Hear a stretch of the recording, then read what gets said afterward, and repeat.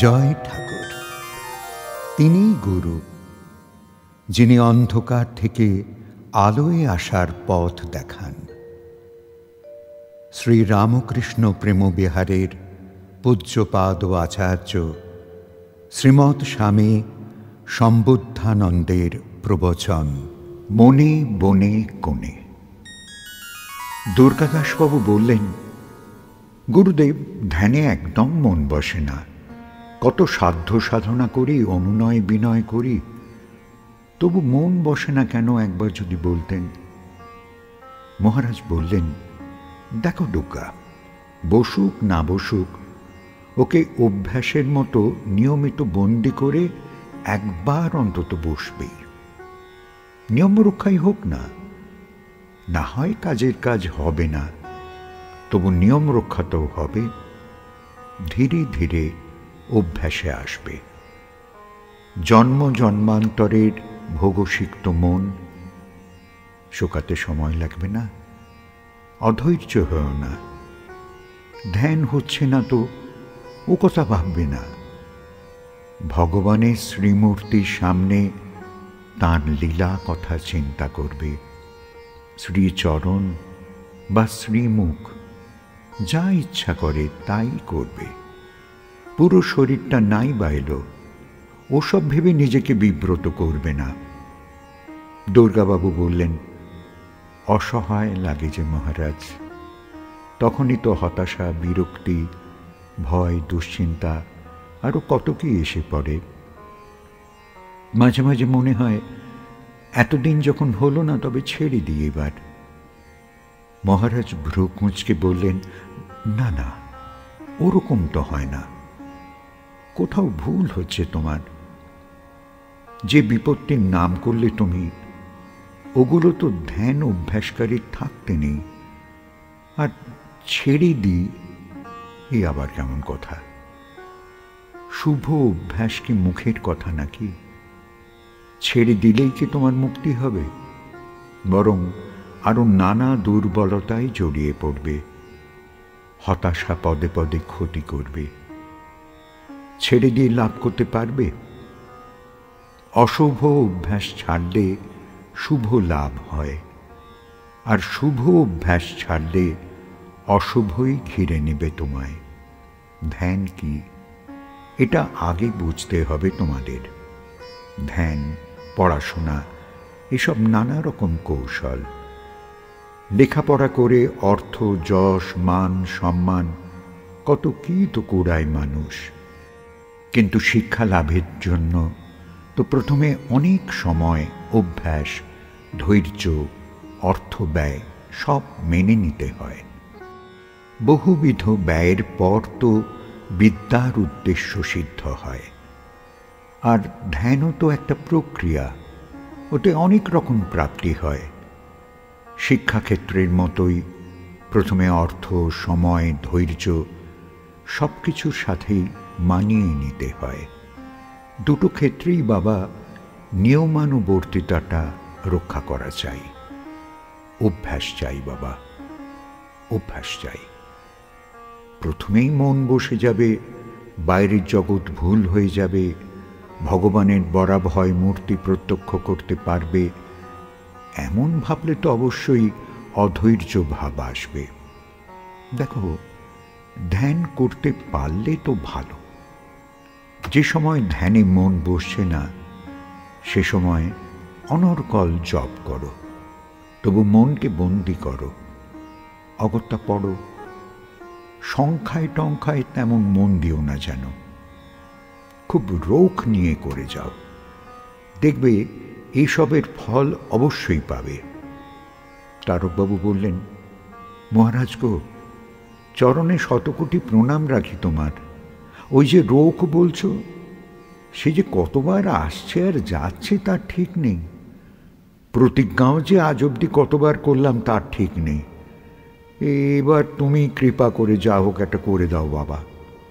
অবস্থ নই, ছোটও নই, তবে এতই বা অসাবধান হব কেন? মহারাজ সব শুনে বললেন, তারক, পড়াশোনা যখন করতে তখন কত শতবার রুটিন করেছ, আর কত শতবার তা জলাঞ্জলি দিয়েছ তা কি মনে আছে? তাতে পড়াশোনা তো ছাড়োনি তুমি, বরং উত্তরোত্তর মনোযোগী হয়ে ভালো ফলই তো করেছ। এক্ষেত্রে কেন করবে না? শিশুরা কতবার পড়ে যায়, তবু তো হাঁটাটা অভ্যাস করে করে তারা ঠিক শিখে নেয়। কর্ম হলো একটা ধ্যান। ফাঁকা থেকো না, কোনো না কোনো কাজে লিপ্ত থাকো।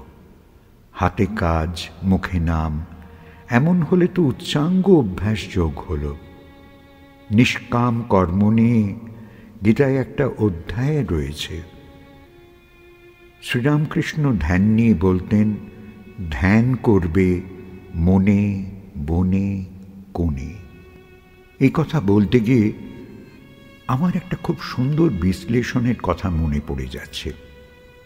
একদিন আমি কোনো এক আশ্রমে বেড়াতে গেছি।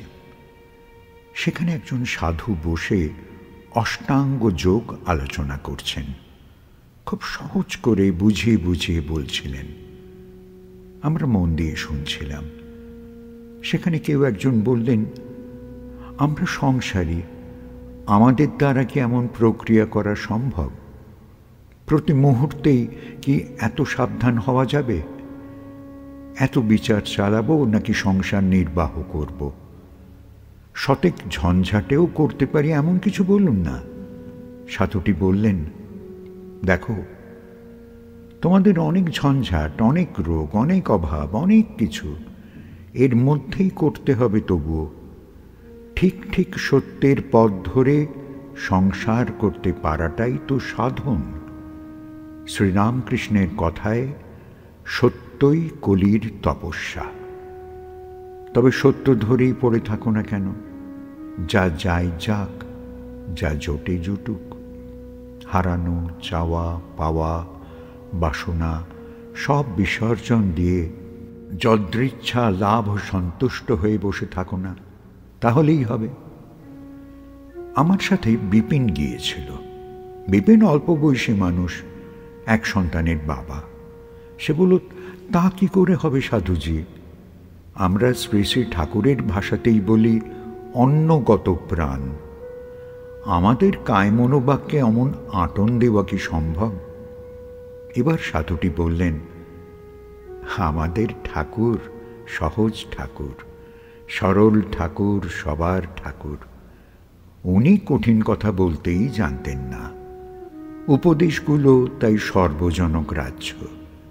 তাঁর বাণী, এক হাতে কর্ম, এক হাতে ধর্ম।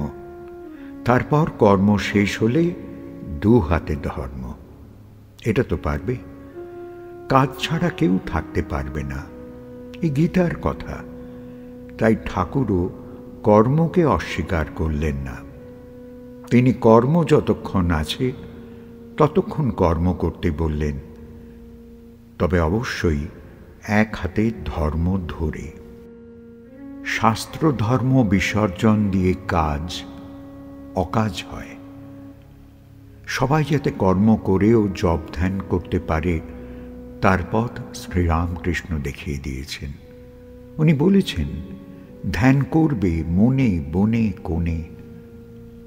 এই বাণীটি যে কত গভীর তা ভক্তকে উপলব্ধি করতে হবে। দেখো, উনি বলেছেন মনে।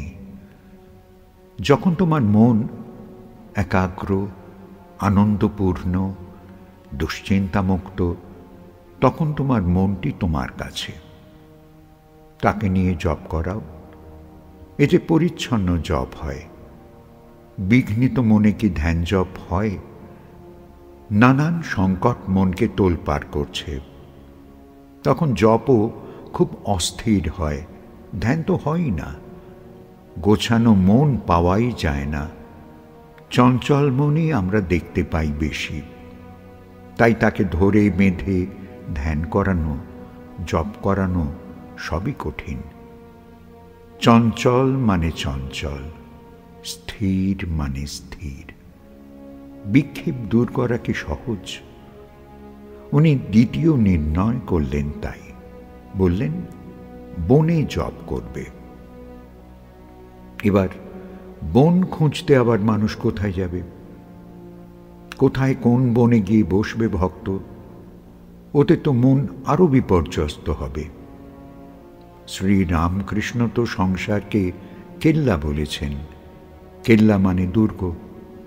সংসার ত্যাগের আদর্শ তো তিনি দেখাননি, তাই নিজেও তো সংসার করে দেখিয়ে দিলেন। আমাদের দয়াল শ্রীরামকৃষ্ণের জীবনটাই একটা পাঠ, আচরণ দিয়ে শিক্ষা। উনি বিশ্বাস করতেন, আপনি আচরি ধর্ম, পরেরে শিখাই, এই নীতি। নিজে যা যা করে গেছেন সবই শিক্ষা, আমাদের পথ। তাই সংসার ত্যাগ করে বনে গিয়ে বসার কথা উনি হয়তো নির্দেশ দেননি। এত সাধারণ ভাষা আর এত তার গভীর অর্থ যে বারবার ভাবতে ইচ্ছা করে। বন মানে জঙ্গল, হিংস্র জানোয়ারের উপদ্রব, পদে পদে ভয়, একাকিত্ব আর বাধা, অচেনা অজানা। আমরা সংসারে অনেক সময় অনেক মানুষের মধ্যে থেকেও অচেনা অজানা দেশে চলে যাই। যেন জঙ্গল, সবাই হিংস্র আচরণ করে। মৃত্যুর ভয়, হানির ভয়, সন্দেহ আর একাকিত্ব, এই হলো বন। কোলাহল অথচ অচেনা, সবকিছুতে একটা গভীর নীরবতা, একাকিত্ব, ভয়, আতঙ্ক। এই অবস্থাতেও নিষ্পৃহ ব্যক্তি উদাস ও নিজের মনকে গুছিয়ে ধ্যান করতে পারে। যেহেতু এই অবস্থায় মানুষ কষ্ট পায় এবং নিজেকে গুটিয়ে নেয়, সংবরণে থাকে, তখন ধ্যান চেষ্টা করলে ফল পাওয়া যায়। তবে জঙ্গলে যেমন বন্দুক নিয়ে ঘুরলে ধ্যান হয় না, ঠিক তেমনি রাগ, প্রতিহিংসা ইত্যাদি থাকলে বনবাসী নয়, যুদ্ধক্ষেত্রে বাস। না, ওতে হবে না। সাধুদের হাতে বর্ষা, বন্দুক, তলোয়ার কিছুই থাকে না যখন তারা বনবাসী হয়। অত্যাচারে, পীড়নে দগ্ধ মন নির্লিপ্ত হয়, সংসারের অনিত্যতা বুঝতে পারে। ওই কারণেই ওই সময় ধ্যান হয়। আত্মরক্ষা, প্রতিরোধ, প্রতিশোধ, কৌশল, সন্দিগ্ধ হলে চলবে না। নির্বিকার। হিংস্র পশু, খাওয়া শোয়ার চূড়ান্ত অব্যবস্থা, এর মধ্যেও নির্বিকার থাকতে হবে। সংসারে আমরা তো কত সময় এমন অবস্থার মুখোমুখি হই, তখন যুদ্ধ, প্রতিরোধ করার চেষ্টা করি, ধ্যানের কথা ভাবি না। এই হলো বন। আমাদের আশেপাশের মানুষ যখন জন অরণ্য তৈরি করে, যখন হিংস্র হয়, গৃহে রেখেও গৃহহীন করে দেয়, তখন সেই একাকিত্বের মধ্যে বৈরাগ্য দ্বারা ধ্যান হয়। এবার দেখো কোন। এর মধ্যেই সাধু বাবার কথা থামিয়ে দিয়ে অচেনা একজন বললেন, অত হতাশার মধ্যে ধ্যান হবে? তখন তো প্রচুর দুঃখ, অন্যের ক্রোধ, হিংসায় দিশাহারা। তখন কি করে ধ্যান হবে বাবা? বাবাজি বললেন, আঘাত মানুষকে বৈরাগ্য দেয়। নইলে বড় বড় সাধকের জীবন ভরা এত দুঃখ গাথা কেন? রবীন্দ্রনাথ ঠাকুর তো গানে বলেছেন, আঘাত সে যে পরশ তব সেই তো পুরস্কার। শ্রী শ্রী মা সারদা দেবী বলেছেন, আঘাত ঈশ্বরের করুণার দান। বুঝেছ? এবারে কোন কি দেখো। মানুষ লজ্জা দিয়ে বিদ্রূপ, তামাশা, অপমান এসবে জর্জরিত করে যখন আরেকজনকে কোণঠাসা করে দেয়, মিথ্যে সত্য সব সাজিয়ে গুছিয়ে আমাদের অহেতুক অপরাধী বানিয়ে দেয়, তখন আমরা কোণে পড়ে যাই। চারিদিক শ্মশান লাগে, বৈরাগ্যে মন ভরে যায়, কান্না আসে। ওই হলো কোন। উনি এবার থামলেন, শ্রীরামকৃষ্ণের উপমার পুঁথিগত শব্দার্থ জানতাম। সেদিন এক সাধকের দর্শন ভঙ্গি থেকে সেই বাণীকে আরো স্পষ্ট করে দেখলাম। একটা বাণী, তার কত বিস্তৃতি, তা কত সর্বক্ষেত্র প্রযোজ্য শিখলাম। এসব কথা থেকে তোমরা কিছু বুঝলে? উপেন্দ্রবাবু বললেন, ঠিকই তো, আসল নির্জনতা মনে, বনে আর কোণে, ওই নিয়েই জপ করতে হবে, সেটা যেভাবেই আসুক। আমি ভাবছিলাম গভীর শান্তিতে নিজেকে হারিয়ে আবার ক্ষুদ্রহীন হয়েও মন বৈরাগ্য লাভ করে। আঘাত না এলে জীবন পরিপূর্ণ হয় না। এরপর থেকে যত হিংসা, আঘাত, বিদ্রূপ, অবজ্ঞা পেয়েছি, অমনি গুরুমন্ত্রের আশ্রয় নিয়েছি। ওই করতে করতে পারিপার্শ্বিক প্রতিবন্ধকতা এড়িয়ে চলার একটা ক্ষমতাও এসে গেছে দেখেছি।